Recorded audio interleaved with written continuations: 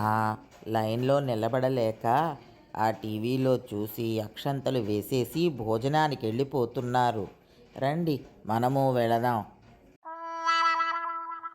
Reports అన్నీ నార్మల్గానే ఉన్నాయి.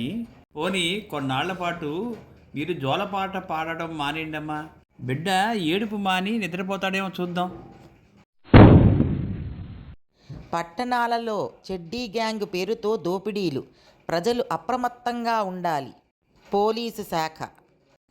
అయ్యో అయ్యో, నేను చెబుతూనే ఉన్నా ఉదయాన్నే ఆ చెడ్డీ వేసుకుని వాకింగ్ వెళ్ళకండి అని. నా మాట వింటేనా? ఉన్నదంతా కట్నానికి సరిపోయింది, తాళిబొట్టుకు ఏమీ మిగలలేదు. సారీ అండి. ఏమే మంగమ్మ, మన సర్వెంట్స్ వాట్సాప్ గ్రూప్ చూడు.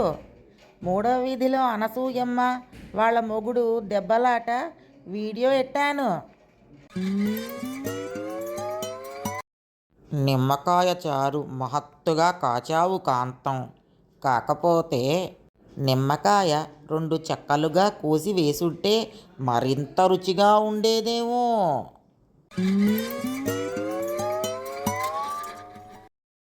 మీ సెల్ ఫోన్ కొట్టేసిన వాడుట. కొట్టేసిన మీ ఫోన్లో టాక్ టైం అయిపోయిందిట, మిమ్మల్ని రీఛార్జ్ చేయమంటున్నాడు.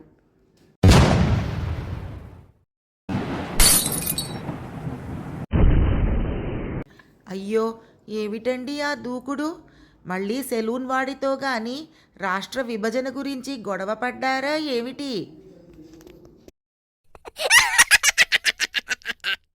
ఇవాళ పొద్దున్నే మా వీధిలో మైకులో ఒక కేక వినిపించింది.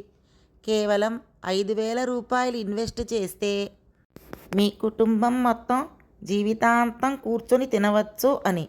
ఎంతో ఆశగా బయటకు వచ్చి చూశా. టెంపోలో సామాన్ అమ్మేవాడు డైనింగ్ టేబుల్ సెట్ అమ్ముతున్నాడు.